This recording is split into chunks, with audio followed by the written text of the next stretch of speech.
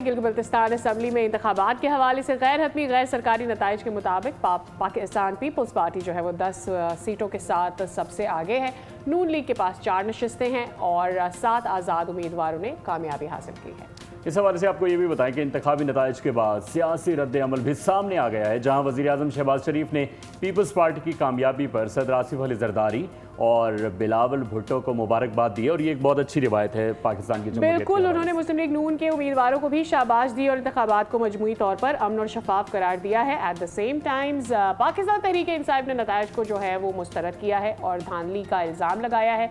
उनका मानना ये है और वो दावा कर रहे हैं कि 8 नशस्तों पर उनको वाज़े बरतरी हासिल थी और उन्होंने इन नशस्तों पर जीत का दावा किया है। फजल वदूद हमारे कॉरेस्पॉन्डेंट हमें अपडेट करेंगे कि क्या सूरत हाल है। फजल, आगाह कीजिएगा क्या सूरत हाल बनी है। अब तो जो नताइज आए हैं उसमें थोड़ी सूरत हाल और वाज़े हो गई है। एक्सपेक्ट किया जा रहा है कि पीपल्स पार्टी को फिर भी नून लीग की ज़रूरत पड़ सकती है या आज़ाद उम्मीदवारों की भी, क्या सिचुएशन है?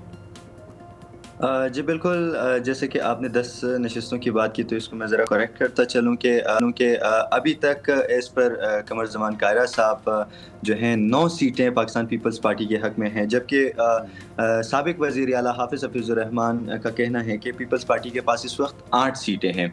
और इसी के साथ आगे मैं लेके चलता जाऊँ कि कल तक हमारे पास भी यही डेटा था कि 10 सीट्स जो हैं वो पाकिस्तान पीपल्स पार्टी के पास है और 6 जो हैं वो पाकिस्तान मुस्लिम लीग नून के पास हैं। मगर जैसे ही वक्त आगे चलता जाता है, लम्हा बलम्हा जो है वो सिचुएशन और जो रिजल्ट्स हैं वो चेंज होते जाते हैं। जैसे कि कल हाफिज़ हफ़ीज़ुर रहमान साहब ने जो है प्रेस ब्रीफिंग में अपने कहा कि 6 सीटें हमारी पाकिस्तान मुस्लिम लीग नून की हैं और 2 जो आज़ाद हैसियत से लड़ रहे थे उनको सपोर्ट जो है वो सारा पाकिस्तान मुस्लिम लीग नून का था। तो इस हिसाब से अगर देखा जाए तो इस वक्त तक जो है वो 8 सीटें वो पाकिस्तान मुस्लिम लीग नून के पास है। और कमर ज़मान कायरा साहब के बात को मैं कोट करता हुआ चलूँ कि उन्होंने 9 सीट्स का कहा, तो इस वक्त जो मुकाबला है सीट्स का इन रिज़ल्ट्स के मुताबिक वो बिल्कुल जो है मद्दे मुकाबिल एक दूसरे के ये आ गई हैं दोनों जमातें, क्योंकि इस वक्त अगर 9 कमर ज़मान कायरा साहब ने जैसे कहा कि 9 सीट्स हैं तो 1 सीट की बरतरी इस वक्त जो है पाकिस्तान पीपल्स पार्टी को हासिल है।